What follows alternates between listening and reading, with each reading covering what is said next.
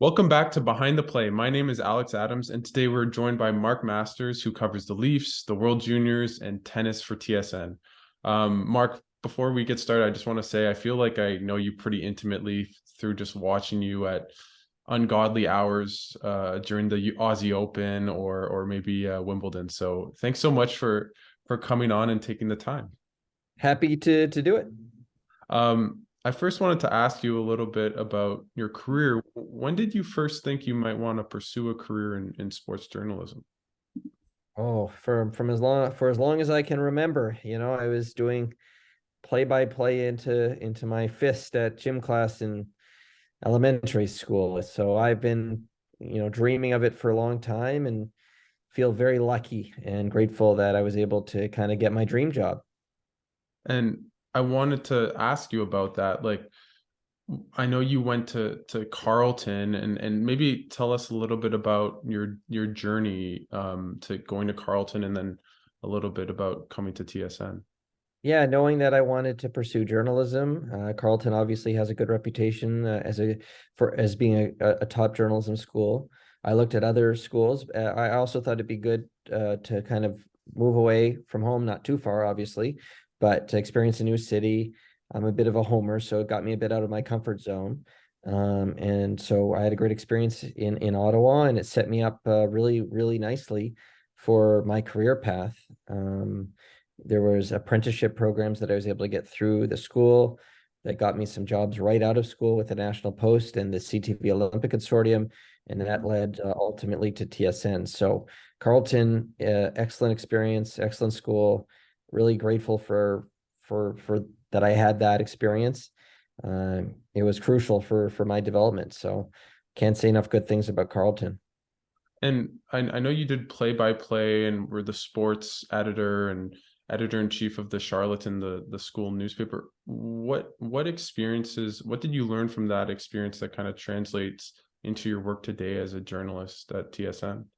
Yeah, I mean, it gives you, first of all, experience because no one's great at first. Well, very few people are great at first. So it gave me experience. It gave me confidence that I could do it, that I could go to a hockey game, and talk to players and coaches afterwards, ask good questions, write articles, and that the paper would publish it. And then, that I could go on TV and do play-by-play of college hoops or whatever sport, and that they would like it and they would ask me back. So it gives you confidence. It gives you obviously a starting point in your career, because the more you do things, the better you become at it, obviously. And it was a great launching pad. Great city, Ottawa, obviously, that that he gave me those opportunities. Lots of sports going on there, and I was great. The Charlatan was an excellent, amazing experience for me. Great environment, so much fun, great outlet to build, not just kind of, obviously you learn from your courses, Mhm. but gives you a little bit of additional boost there too. So it was great. And I know you mentioned that you went to the National Post, and then went to TSN. Can you just explain like what it was like to get your first job and then to go to TSN? How did you feel when you landed your dream job? Yeah, I felt amazing. I guess the National Post, I got an apprenticeship through Carleton's journalism school. They set you up. So I did like a 3-week thing in December one year before in my final year of school. And I made a good impression, and they invited me back to be a summer intern. And then I made a good impression there. There wasn't a job right away. I got another apprenticeship through Carleton at CTV National News, where I was a producer and a runner for them behind the scenes, and made some great contacts there. And by the time that job had run its course, a job actually did open up at the National Post, and they Hmm. interviewed.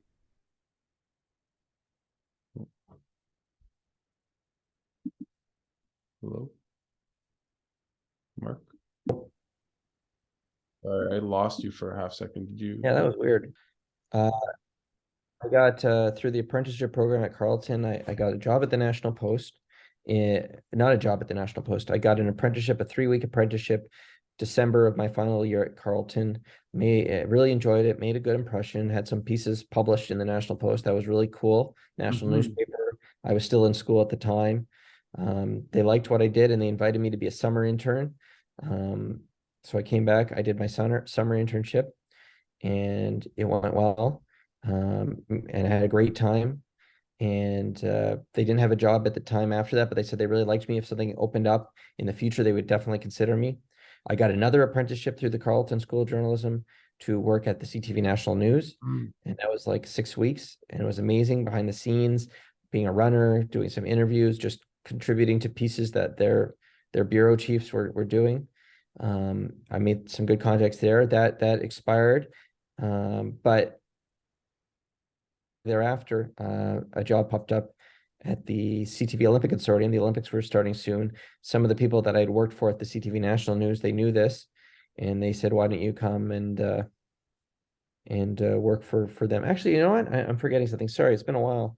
No. I actually Hmm. between the Olympic Consortium and CTV National News, I applied for and got a job with TSN working as a story editor in the newsroom. Oh, wow. So there's the people in the background that you see behind the hosts that are watching sports and writing notes and clipping it. So I did that for a little bit, and then after a few maybe a couple months of that, I got word from some of my contacts at the national news. They had moved over to the Olympic Consortium, and they said, Okay. "We have a job that might be perfect for you."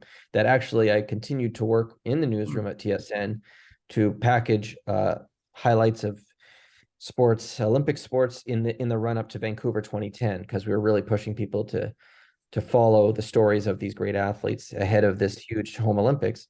So I did that, and then once the Olympics, I got to go to the Olympics, which was an Wow. amazing experience, and work in the Olympic broadcast Mm. building as a guest coordinator, helping set up interviews between Canadian athletes and the many different parts of the consortium. So it was great to be in the Olympic Broadcast Consortium, like the heart of that, and to be even a small part of like home Olympics. And when my contract ended, obviously, it ended, and actually just coincided with a job opening at the National Post. So the National Post invited me back, and then I worked there for about a year and a half covering the Canadian Football League. Hmm. TSN had a job opening. I got an email from someone who worked at TSN, I think member of the management, and he said, "We've heard good things." Dave Naylor, Oh, yeah. who I got to know at Carleton, Oh. he was a mentor of mine at Carleton because he's a former sports editor and editor-in-chief at the Charlatan. Hmm. And I followed kind of in his footsteps as a sports editor who moved on to editor-in-chief. I had gone to a Charlatan alumni event when I was editor-in-chief, and I met him, and he offered to mentor me, and I visited with him and Matt Sakaris um, once a month during that school year. They were great. We'd go out, have a drink, and Huh. I bring Charlatan, and they would break down, what they saw, the stories. And so Dave Naylor, I guess, is the one who floated my name. So of course I'm forever indebted to Dave, not just for mentoring me when I was in university, but also, you know, getting my name out there. And I had a good interview, and they hired me, and I've been at TSN ever since then, which was October 2011. Mhm. So it's been a great run, a lot of luck along the way, and I'm just kind of still pinching myself that I'm here and I get to do what I'm doing. I like what I find really cool about you is that you cover, like, you're a Leafs reporter day in day out, and then you cover tennis, and those sports aren't kind of directly linked. And how does your preparation change for a Leaf story compared to covering a major final or a tennis event? Well, I don't think preparation changes too much. You want to be as well versed on the subject as possible. Obviously, the Leafs is a daily thing during the hockey season, so you're pretty much plugged in, Hmm. and you read other journalists, you listen, you try and keep up with everything. And it's the same. It's a little harder on tennis, obviously, because I don't follow it year round. I mean, you're always following it to a degree, what the Canadian players are doing, especially, but you're not as obviously in Canada with hockey. So when you're prepping for a Grand Slam or any sort of tennis coverage, you maybe need to spend a little bit more time doing some research and figuring out exactly the nuances of the beat and what exactly is happening so that you know the best way to attack it. But preparation is just, talking and to people if you can, and reading and watching interviews that the people that you're going to talk to have done, so that you're not repeating yourself or covering ground that hasn't been repeated, trying to find different ways to put a spin in on a story or advance the story. So it doesn't change too much the actual preparation of, for a story, whatever the sport is. You're always going to go through your process of trying to be as prepared as possible. And I guess to ask, like, what advice would you give to young journalists and writers who are coming up these days? Yeah, I mean, it's just to pursue every opportunity, right? So if there's an apprenticeship program that is available to you at your school, certainly served me well.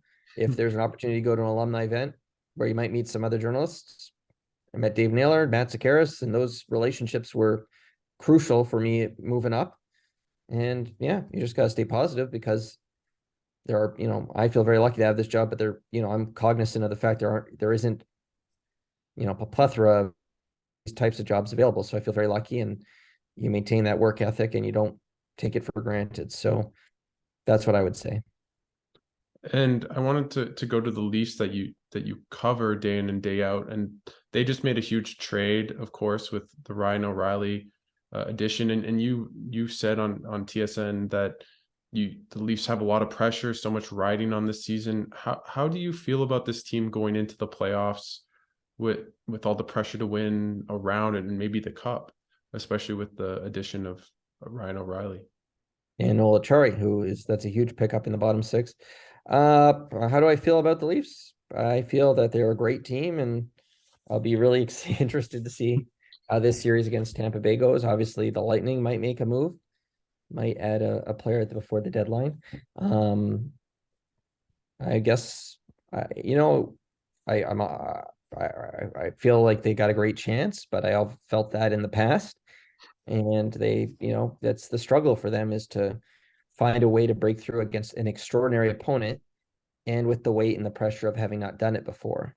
Obviously, one of the reasons Tampa gets a lot of the benefit of the doubt when they have like a loss if they have a loss, a bad loss or whatever, is they've won, they know how to win. So the Leafs haven't proven that yet. We know O'Reilly knows how to win.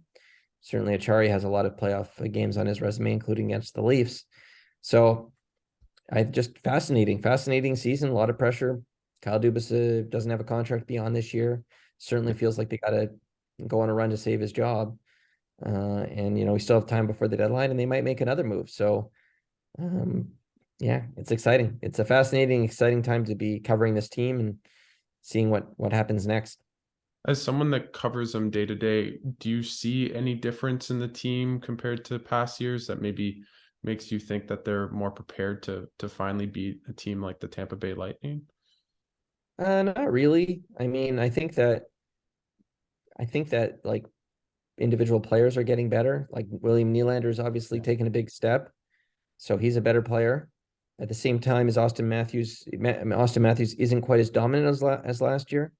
Maybe he's traded some offense for defense, but no one's going to score 60 goals every season.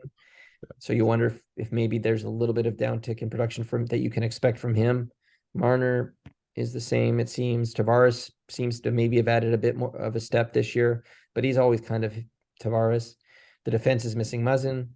But the youngsters, Liljegren certainly seems to have taken a step. Yeah, their second pair, right?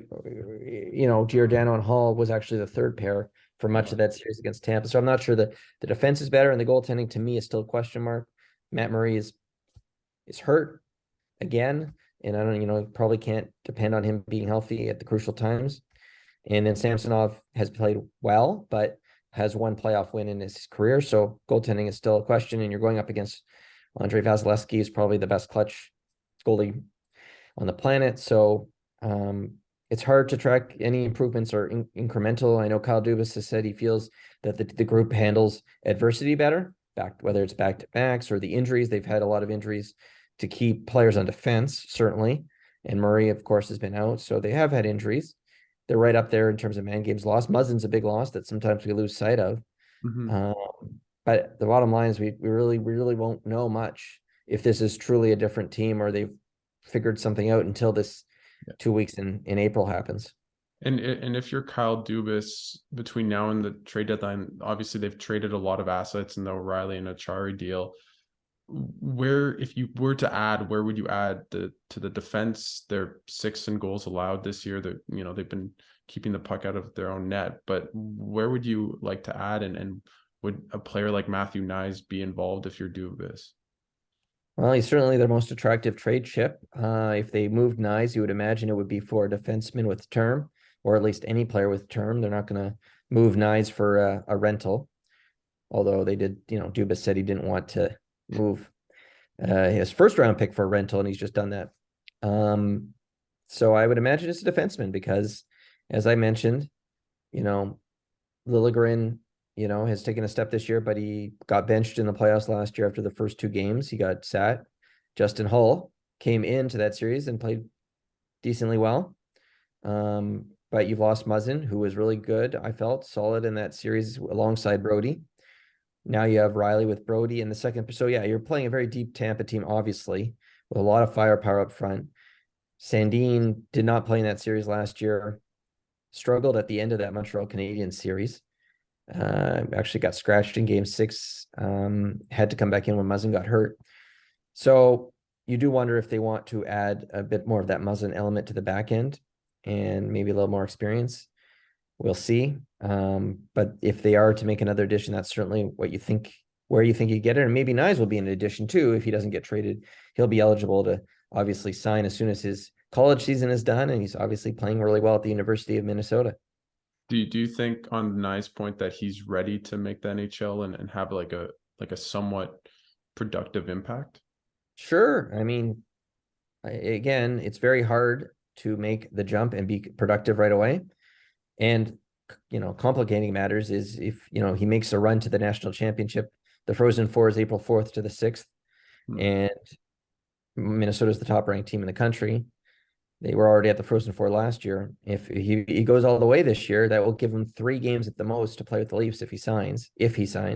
And I think he will, but he hasn't committed to that. So it's probably asking a lot for a 20-year-old to come in and, get thrust into a playoff series against the 3-time defending conference champs who have won 2 cups of the last 3 years. But, fourth line left winger, maybe, I guess, could be in that role. If so, especially, injuries pop up, certainly can see him getting his feet wet in that last week of the regular season and being ready if they need someone. They did play Nick Robertson, even younger, as a rookie in the bubble and against Columbus. Maybe that spoke to their depth at the time, though. They feel like they're a deeper team now.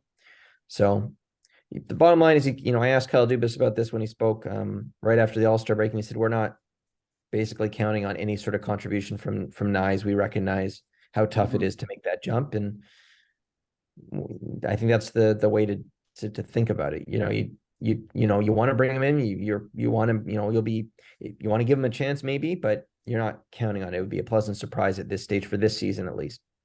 And with regards to their forward group, obviously with Achari and O'Reilly, I'm curious what you think, and what maybe you think Sheldon Keefe will do. Will they play O'Reilly as a winger in the top 6, or have him as a third line center?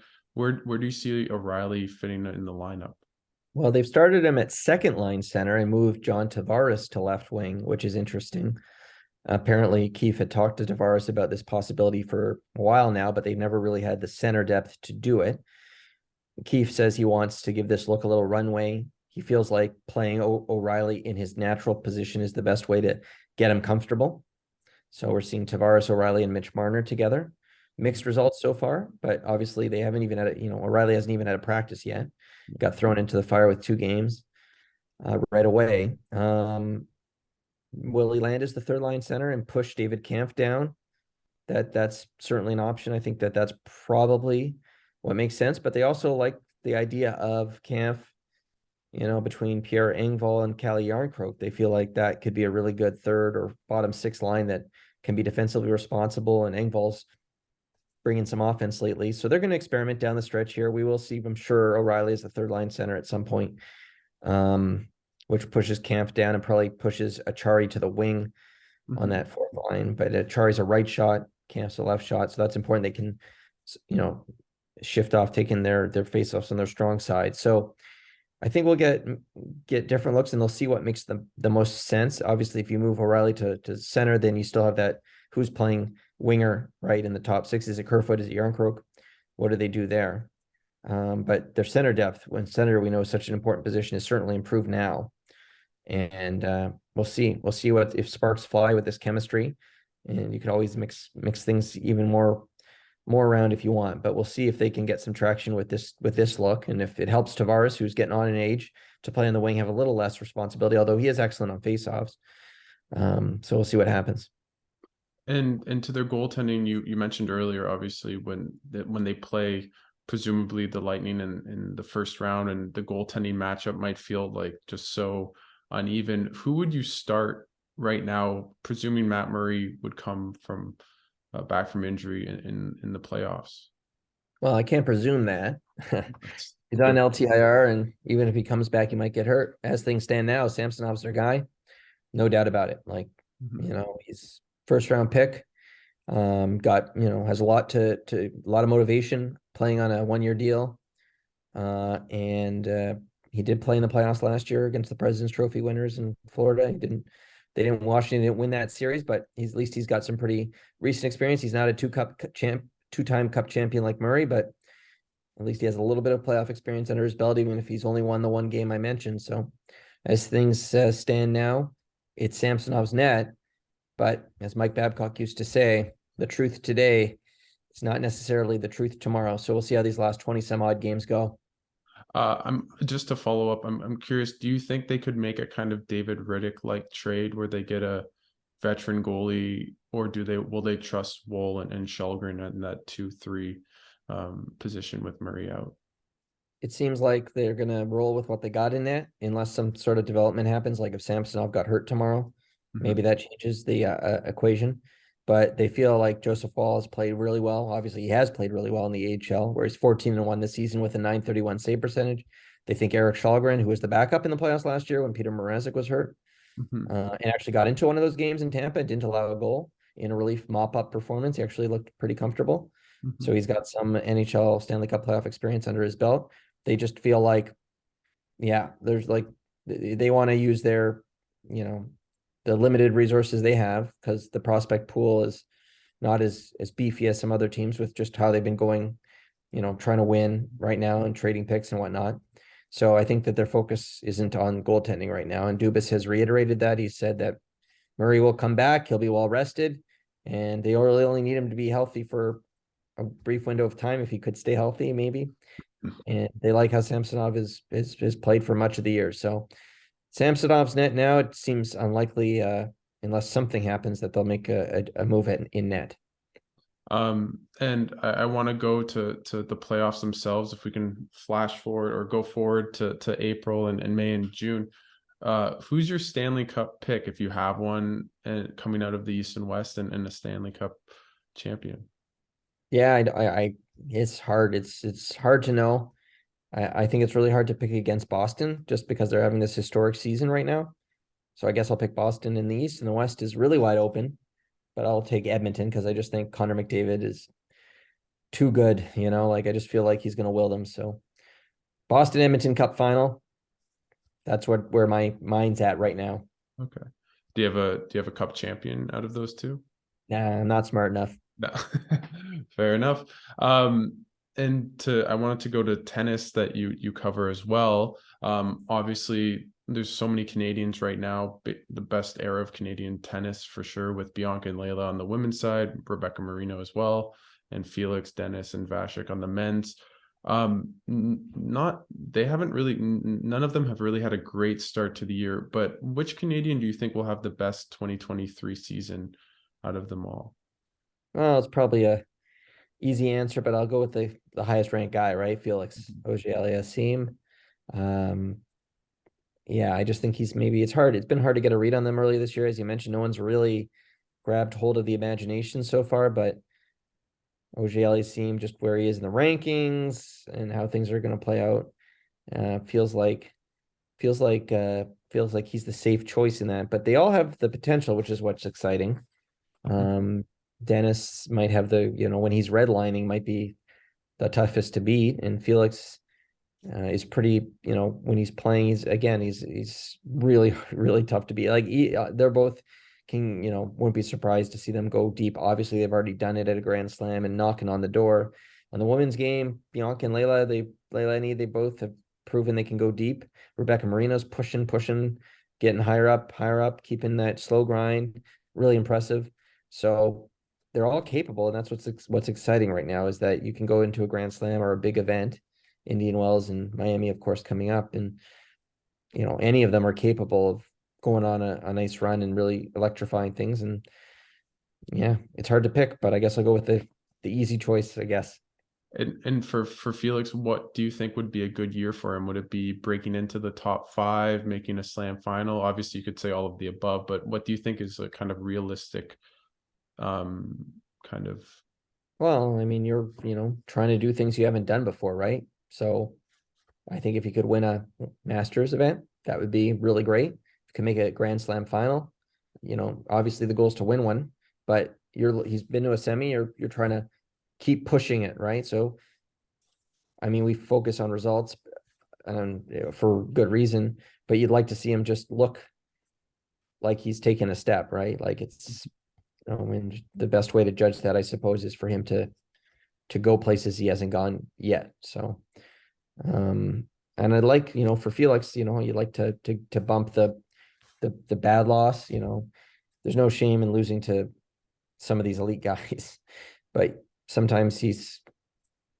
susceptible to a performance that can be kind of eyebrow raising or head scratching. And so you'd like him to, like, everyone's going to have a bad day, especially in tennis, you travel and everything, and you're bouncing around and you never know what's going on, but you'd like to see him maybe eliminate that bad loss and just, always put him in a position where you're getting cracks, getting chances against the higher ranked guys, knowing that you have the game capable to beat them. And if you just get enough chances, you're gonna barge through that door eventually. No, no, for sure. And I think we saw that at the end of last year when he went on that run of winning, was it 3 tournaments in a row and a semis at a Masters 1000. To Dennis a little bit, he seems to play well in the majors, but inconsistent in the smaller tournaments. And just as you mentioned, redlining. What part of his game do you think he can really improve this year to be just a more consistent player? Yeah, I don't probably not plugged in enough at the moment Okay. to give you a great answer on that one.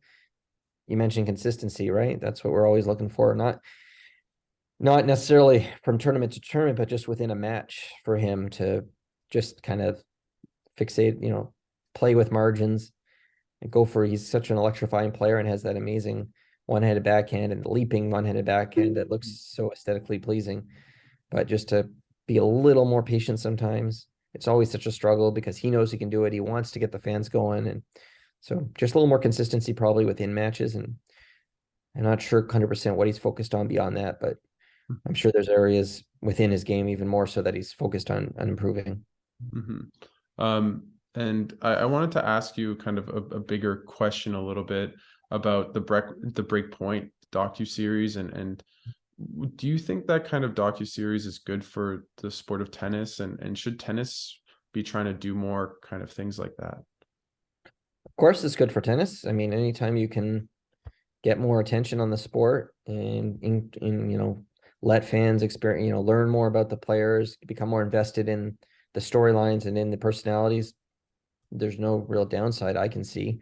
So it is good, it's positive, and sure, I mean, I'd love to see the tour keep pushing the envelope and giving fans more behind the scenes content. I mean, that's what they want more than just the press conferences, right? They want to learn more about the individuals, learn more about the sport, and that's what we are all pushing for in journalism. So hopefully the tours, they are more open to feature-ish type stuff and can only help grow the game for sure, especially as we get into more of an era where Federer has retired and Nadal is still there, but dealing with injuries. It feels like obviously Djokovic has been still is so dominant, but at some point it's going to be a decline. You would think Serena just exited, so there's a real opportunity here to develop some new personalities that maybe fans don't know as well, but could really embrace.